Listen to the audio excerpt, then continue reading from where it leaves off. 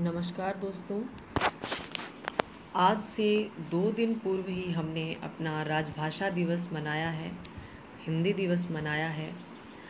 14 सितंबर को देश भर में हिंदी दिवस मनाया जाता है क्योंकि 14 सितंबर 1949 1949 को हिंदी को भारत की राजभाषा का दर्जा दिया गया था।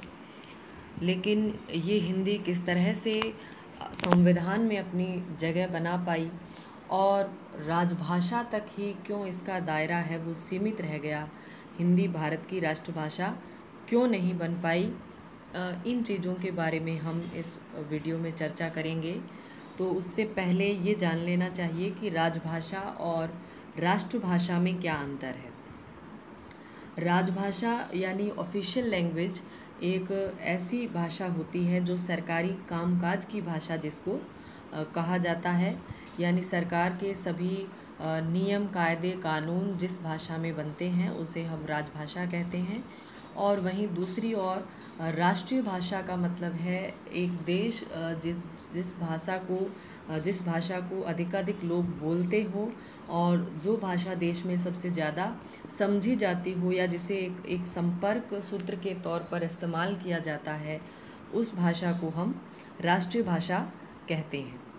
कई कंट्रीज़ में ये है कि राष्ट्रीय भाषा और राजभाषा एक ही होती है, लेकिन भारत के मामले में चूँकि भारत में बहुत ही भाषाई और सांस्कृतिक विविधता पाई जाती है और हर राज्य की अपनी अलग भाषा और अलग संस्कृति होने के कारण किसी एक भाषा को संविधान निर्माण के समय राष्ट्रीय भाषा का दर्जा नहीं दिया जा सका। यहाँ पर यूरोपियन मॉडल जो है जिसमें एक नेशनल लैंग्वेज को अडॉप्ट किया जाता है, भारत ने उससे थोड़ा अलग अपने संविधान को फ्रेम किया है। यहाँ पर किसी भाषा को राष्ट्रीय भाषा का दर्जा नहीं दिया गया, लेकिन प्रयास ये थे कि धीरे धीरे हिंदी का इस तरीके से विकास किया जाए कि ये एक राष्ट्रीय भाषा के स्तर पर पहुँच पाए। लेकिन आज़ादी के या संविधान लागू होने के इतने वर्षों बाद भी हम देखते हैं कि आज भी हिंदी को ऑफिशियल तौर पर, आधिकारिक तौर पर राष्ट्रीय भाषा का जो स्टेटस है वो नहीं मिल पाया है। क्या उसके कारण रहे हैं और क्या संभावनाएं नज़र आती है, इसके बारे में हम इस वीडियो में चर्चा करेंगे। संविधान में सबसे पहले हम बात करेंगे कि संविधान में हिंदी को कैसे स्थान मिल पाया। भारत आज़ाद होने के बाद बहुत सारे राज्य थे जिनकी बहुभाषाएं थी, बहुत सारी बोलियां थी, तो उन सब में हिंदी में ऐसी क्या ख़ास बात थी जो हिंदी को राजभाषा का दर्जा मिला। क्यों संविधान सभा ने हिंदी को राजभाषा के रूप में अपनाया। तो इसके लिए हम संविधान सभा में जो बहस हुई है या संविधान सभा में इस मुद्दे पर जो डिबेट हुई है, थोड़ी सी उन चीज़ों की यहाँ पर चर्चा करेंगे। 9 दिसंबर 1946 को संविधान सभा की पहली बैठक हुई और दूसरे ही दिन 10 दिसंबर को झांसी के एक सदस्य आर.वी. धुलेकर संविधान सभा में बोलने लगे और वो अपना वक्तव्य हिंदी में दे रहे थे। तो सभापति महोदय ने उन्हें अपनी भाषा बदलने को यानी इंग्लिश में बोलने को कहा। उनका कहना था कि संविधान सभा के बहुत सारे सदस्य हैं जो हिंदी नहीं समझते हैं। ये बात सुनकर धुलेकर बहुत ही उग्र हो गए और उन्होंने यहाँ तक कह दिया कि ऐसे लोग जो हिंदुस्तान का संविधान बनाने के लिए यहाँ पर बैठे हैं और हिंदी नहीं जानते, उन्हें यहाँ से चले जाना चाहिए, उन्हें संविधान सभा छोड़ देनी चाहिए। तो इस तरीके से या इस सेंटिमेंट के साथ में भाषा का प्रश्न जो है वो संविधान सभा के सामने आया और सबसे जिन्हें हम कह सकते हैं कि सबसे योग्य उम्मीदवारों की श्रेणी में या जो भाषा के रूप में जो सबसे दौड़ में आगे थी, वो उम्मीदवार थी हिंदुस्तानी और हिंदी। हिंदुस्तानी जो हिंदी और उर्दू का एक मिश्रित रूप थी और आम बोलचाल में काफ़ी इस्तेमाल की जाती थी। तो गांधी जी और बल्कि नेहरू भी ये चाहते थे कि हिंदुस्तानी को राष्ट्रभाषा का दर्जा मिले। और इनकी सोच थी कि ये हिंदुस्तानी ना तो ज़्यादा संस्कृतनिष्ठ हो और ना ही ज़्यादा पर्शियन जो लुक है इसका, ना ही ज़्यादा ये पर्शियन टाइप की उर्दू हो, बल्कि ये इनका एक ऐसा मिश्रण होना चाहिए जिसको आम बोलचाल में इस्तेमाल किया जाता है, आसानी से आम जन जिसको समझता है। तो इस तरह का गांधी जी का विचार था, लेकिन इसका कड़ा विरोध संविधान सभा के सदस्यों द्वारा किया गया, क्योंकि वो हिंदुस्तानी को उर्दू के या मुस्लिम तुष्टीकरण के रूप में देख रहे थे। और भारत का विभाजन हुआ ही था और उधर पाकिस्तान ने उर्दू को अपनी राष्ट्रीय भाषा के रूप में स्वीकार कर लिया था। तो यहाँ पर जो हिंदी भाषी या हिंदी के जो समर्थक थे, उनका आवेश है वो चरम पर पहुंच चुका था कि हम हिंदुस्तानी को, जिसमें उर्दू भी शामिल है या उर्दू के शब्द भी जिसमें शामिल है, उसको अपनी राष्ट्रीय भाषा का दर्जा नहीं देंगे। मुस्लिमों के लिए या फिर उन लोगों के लिए पाकिस्तान बना दिया गया है और उससे ज़्यादा कोई तुष्टीकरण करने की या ज़्यादा उनको वेटेज देने की अब यहाँ पर आवश्यकता नहीं है। तो इस तरह से उन्होंने हिंदुस्तानी को बिल्कुल सिरे से खारिज कर दिया और बाकायदा हिंदुस्तानी और हिंदी में से किसको चुना जाए इसको लेकर कांग्रेस कमेटी की बैठक में वोटिंग भी हुई और हिंदुस्तानी है वो हिंदी से हार गई। लेकिन इसके बाद भी हिंदी की राह है वो इतनी आसान नहीं थी।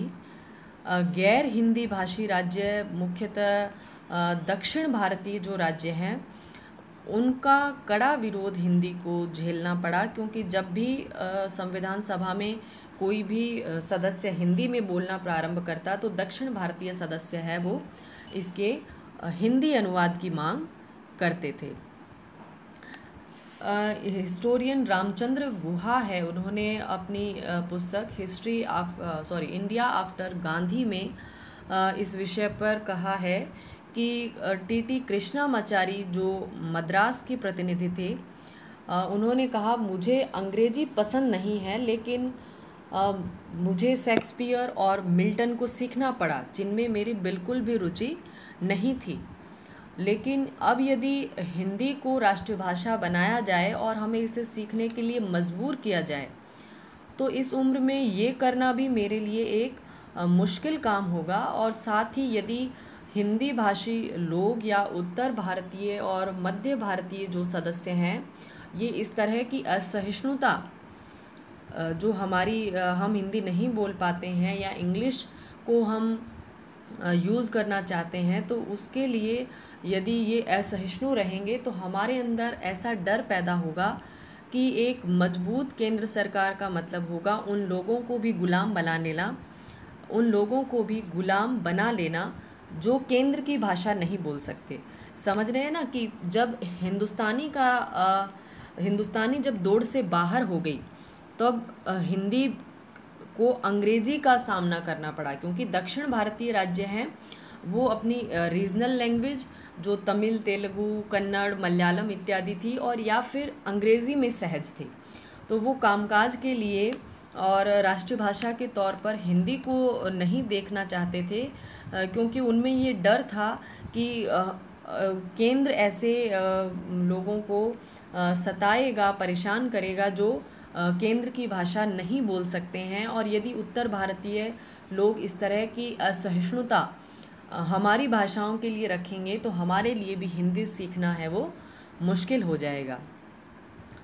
साथ ही कृष्णामाचारी ने यहाँ तक कहा कि मैं दक्षिण भारतीयों की ओर से आगाह करना चाहता हूँ कि पहले से ही दक्षिण भारत में ऐसे तत्व हैं जो बंटवारा चाहते हैं, यानी जिस तरह से पाकिस्तान ने सेशन कर लिया है वो अलग हो गया है, उसी प्रकार दक्षिण भारत के कुछ राज्य भी अपनी सांस्कृतिक विभिन्नता के आधार पर भारत से अलग होकर द्रविड़ नाडु या द्रविड़स्तान की कल्पना वो करते हैं। और यदि यही रुख हिंदी साम्राज्यवाद का रहा और यदि हिंदी साम्राज्यवाद को फैलाया गया, हिंदी को हमारे ऊपर थोपा गया, तो ये जो भावनाएं हैं, अलगाव की भावनाएं हैं, ये बढ़ती ही रहेंगी। और यूपी के या उत्तर भारत के जो सदस्य हैं वो ये तय कर लें कि उन्हें अखंड भारत चाहिए या फिर हिंदी भारत चाहिए। तो इस तरह की तीखी बहस जो है संविधान सभा में हिंदी या किसी भी भाषा को राष्ट्रीय भाषा, राजभाषा के रूप में किस भाषा को अपनाई जाए, इस मुद्दे को लेकर हुई। और उत्तर पूर्वी राज्य हैं वो भी हिंदी को लेकर सहज नहीं थे। तो इस गतिरोध को सुलझाने के लिए एक फार्मूला लाया गया जिसे मुंशी आयंगर फार्मूला कहते हैं। मुंशी के.एम. मुंशी और कन्हैयालाल माणिकलाल मुंशी और गोपालास्वामी अयंगर ने इस फार्मूले को तैयार किया था। इनके अनुसार संघ की राजभाषा हिंदी होगी और उसकी लिपि देवनागरी होगी, लेकिन अंकों के संदर्भ में इंटरनेशनल पैटर्न जो है, अंतर्राष्ट्रीय जो अंक है, उनको स्वीकार किया गया। यानी हमारी जो राजभाषा है उसके अंदर जो संख्या होगी वो देवनागरी लिपि में ना होकर अंतर्राष्ट्रीय जो पैटर्न चलता है उसी को फॉलो किया जाए। और इसके साथ ही 15 वर्षों के लिए अंग्रेज़ी है वो सरकारी कामकाज में इस्तेमाल होती रहे। यानी 1950 में हमारा संविधान लागू हुआ और 1965 तक का समय है वो अंग्रेज़ी के लिए लिया गया कि जो राज्य हिंदी में सहज नहीं है वो संपर्क भाषा के तौर पर या केंद्र से संवाद स्थापित करते वक्त अंग्रेज़ी का इस्तेमाल कर सकते हैं। और संघ भी अपने कामकाज में हिंदी और उसकी एक सखी के रूप में 15 वर्षों तक अंग्रेज़ी को इस्तेमाल करे। और ये जो 15 साल का ये जो पीरियड है, इसमें हिंदी के प्रचार प्रसार के प्रयास किए जाए। तो इस तरह से इस गतिरोध को सुलझाया गया। और इसके साथ ही भारत की 14 अन्य जो क्षेत्रीय भाषाएं हैं जिनमें हिंदी और अंग्रेज़ी भी शामिल थी, इनको संविधान की 8वीं अनुसूची में संवैधानिक दर्जा दिया गया। यानी इनको भी एक तरीके से संवैधानिक मान्यता दी गई। और ये प्रयास किया गया कि लोगों में ये भावना आए कि कोई भी भाषा दूसरे से कमतर नहीं है और सभी को संविधान में एक सम्मानजनक स्थान है वो दिया गया है। तो 14 सितंबर वो दिन था जिस दिन हिंदी को राजभाषा के रूप में स्वीकार किया गया। इसीलिए हम 1953 से शायद लगातार हिंदी दिवस के रूप में 14 सितंबर को हिंदी दिवस के रूप में मनाते आ रहे हैं। और उसके बाद प्रयास किए जाने थे कि गैर हिंदी भाषी राज्यों में हिंदी का ज़्यादा से ज़्यादा प्रचार प्रसार है वो किया जाए ताकि वो लोग भी हिंदी में सहज हो। और 1965 में हम हिंदी को राजभाषा से राष्ट्रीय भाषा के स्तर पर ला सकें और अंग्रेज़ी का जो इस्तेमाल है उसको बंद करें।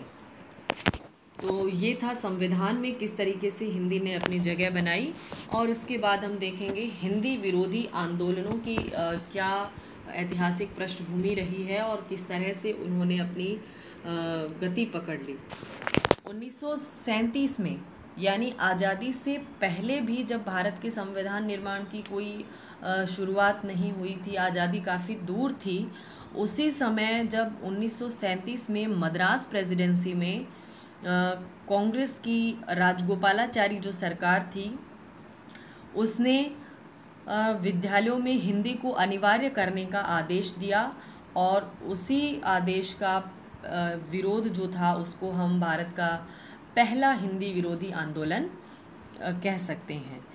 और इस आंदोलन का नेतृत्व ई.वी. रामास्वामी पेरियार ने किया जो जस्टिस पार्टी के हेड थे। और काफ़ी तीव्र इसका विरोध किया गया और इसको एक तरह से तमिल संस्कृति के ऊपर या तमिल भाषा के ऊपर हमले के रूप में लिया गया।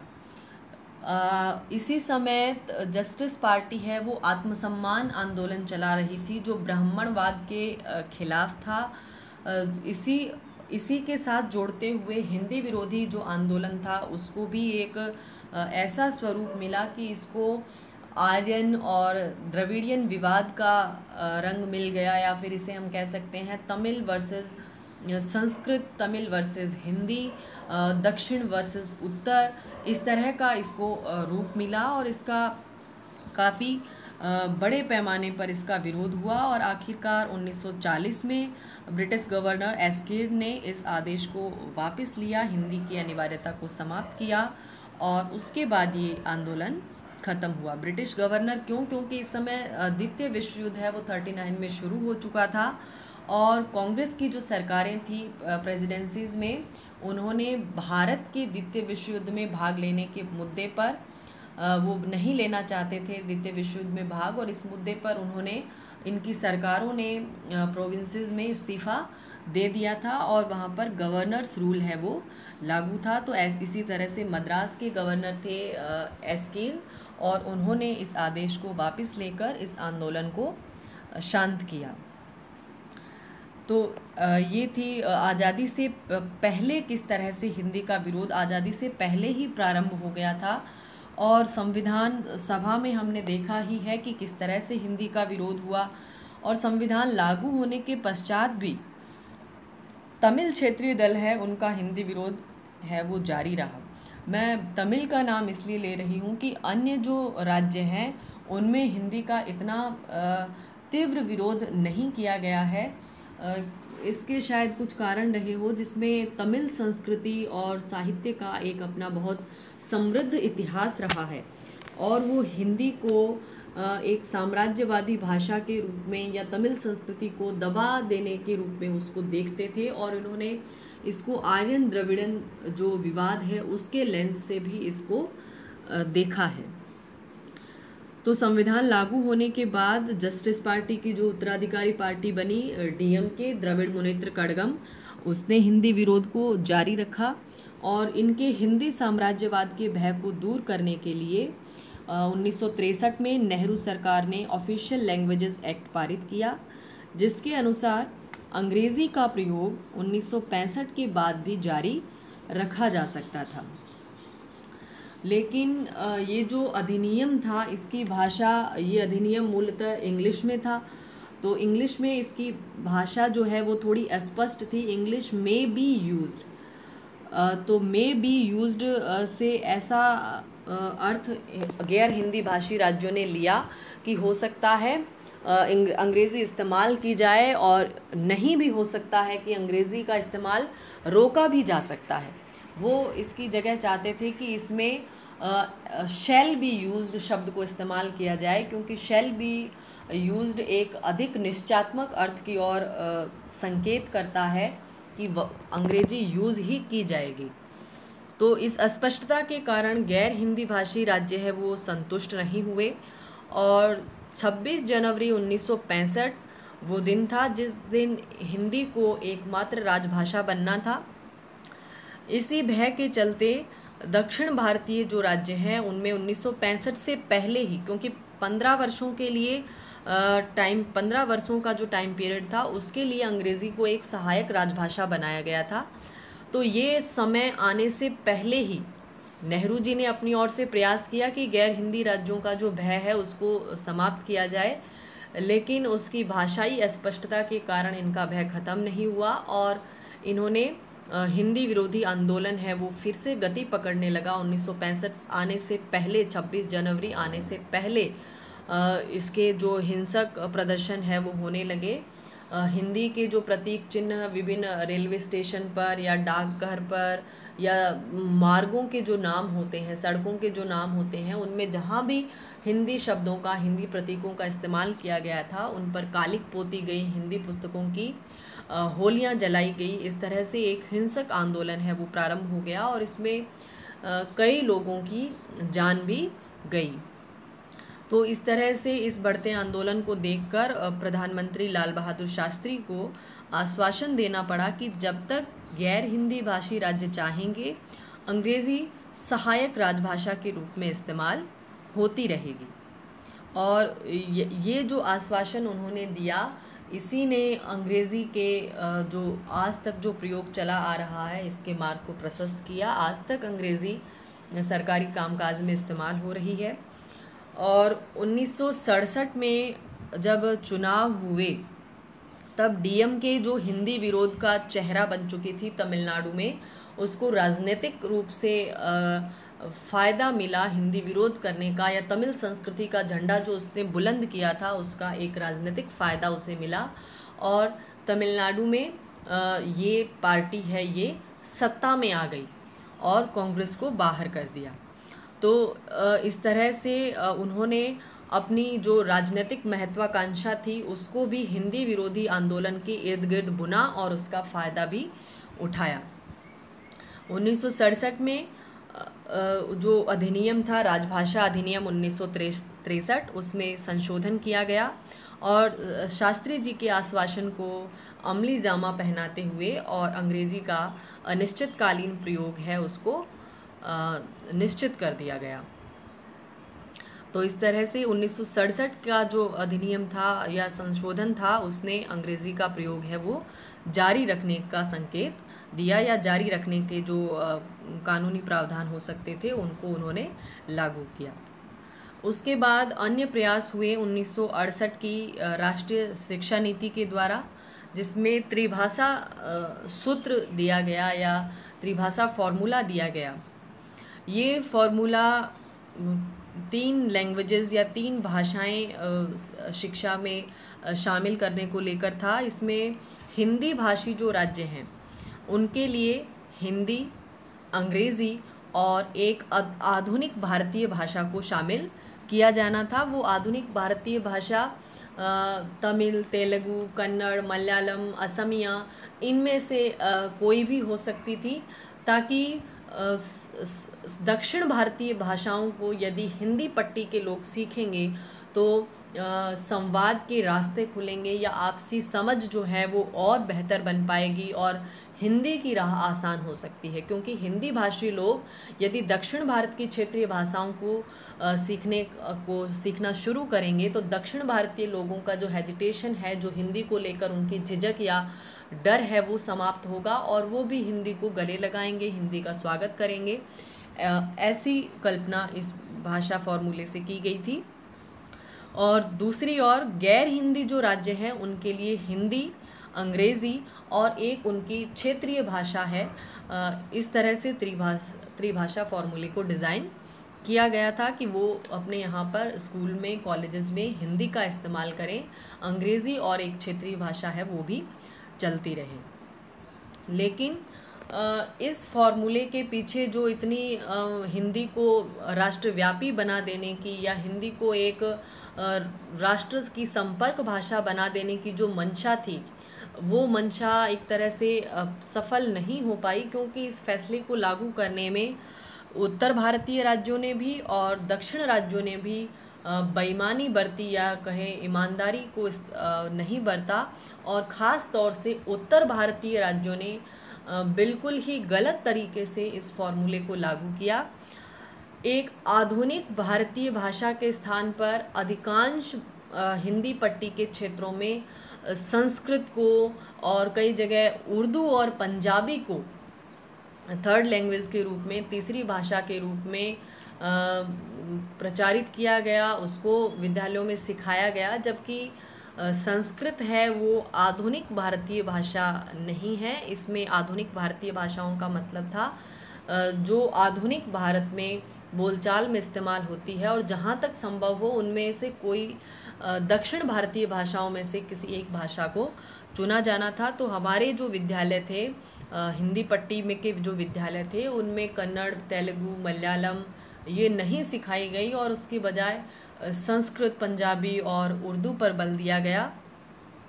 तो इसी तरह से ये जो संवाद का माध्यम बननी थी हिंदी, या हिंदी का जो व्यापक प्रचार प्रसार होना था, कुछ दक्षिण भारतीय अध्यापक हमारे यहाँ पर अपनी भाषाओं को सिखाने के लिए आते और यहाँ की हिंदी को सीखते, और जो तालमेल हिंदी भाषी और दक्षिण भारतीय लोगों में बनने वाला था वो नहीं बन पाया।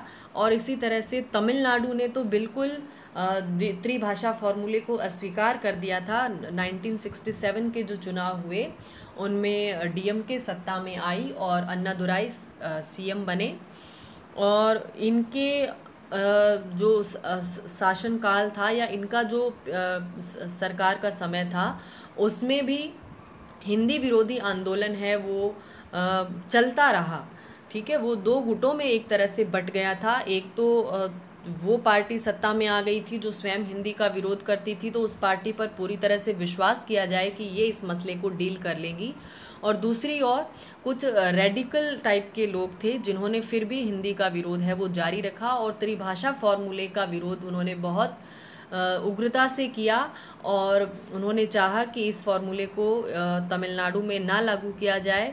और फाइनली काफ़ी हिंसक झड़पों के बाद अन्नादुराई सरकार ने इस बात को मान लिया, और यहाँ तक इनकी मांग थी कि एनसीसी कैडेट्स को जो हिंदी कमांड्स दी जाती है उनको भी बदल दिया जाए। इस कदर वो हिंदी से चिढ़ते थे। तो तमिलनाडु में त्रिभाषा फॉर्मूले को लागू नहीं किया गया, वहाँ पर अंग्रेज़ी और तमिल ही भाषा का माध्यम बनी रही, और ये प्रयास भी किए गए कि उच्च शिक्षा के स्तर पर भी तमिल माध्यम है उसको ही इस्तेमाल किया जाए। लेकिन यदि हम हिंदी की वर्तमान स्थिति पर गौर करें तो उदारवाद ने बाजारवाद, सिनेमा और टीवी जैसे कुछ ये कारक ऐसे रहे हैं जिन्होंने गैर हिंदी भाषी राज्यों में भी हिंदी का फैलाव किया है। और हिंदी आधिकारिक तौर पर तो नहीं बन पाई है, राष्ट्रभाषा नहीं बन पाई है, लेकिन ये जो तत्व हैं बाजारवाद, उदारवाद, इन्होंने अघोषित रूप से हिंदी को भारत की संपर्क भाषा के रूप में स्थापित कर दिया है। गैर हिंदी भाषी राज्यों के भी बहुत लोग अब हिंदी को सीख रहे हैं, समझ रहे हैं, और हिंदी भाषी राज्य हैं उन्होंने तो खैर अपनी जो दृढ़ता थी उसको कायम रखा है। हमने कोई दक्षिण भारतीय भाषा सीखने का प्रयास नहीं किया है, और यही जो भय था उसने इतने लंबे समय तक दक्षिण भारतीय राज्यों को भी हिंदी सीखने से रोके रखा। और यही जो या एक तरह से हम कह सकते हैं अभिमान का जो भाव था हिंदी भाषी राज्यों का, इसने ही दक्षिण भारतीय राज्यों को या नॉर्थ ईस्ट के जो राज्य हैं उनको इतने समय तक रोके रखा। लेकिन संवैधानिक तौर पर तो नहीं, लेकिन फिर भी आज हिंदी ने अघोषित रूप से या अनाधिकारिक रूप से राष्ट्रीय भाषा का दर्जा प्राप्त कर लिया है। ये हमारे संपर्क की प्रमुख भाषा बन गई है। धन्यवाद।